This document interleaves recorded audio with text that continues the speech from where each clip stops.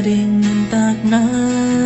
xin mà bơ xiên na thua kia làm mệt bể luôn khi tôi to khi thêm mình cả úp na hông neo huấn cha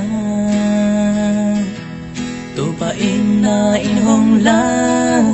cả chân em na ta hông đi làm mệt na ta không qua đi bỏ gió na to ông hay sắc ông tay ra lâu ta hati la hangin lao kia la lung kia kén la ba xiên nang to ngom khom gì thế la lung sim khem tiêu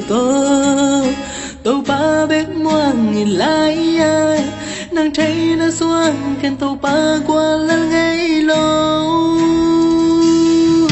hơi sân na ông lâu hello hơi sân na về khi dâu thế tô ba đây bằng xin khẽ in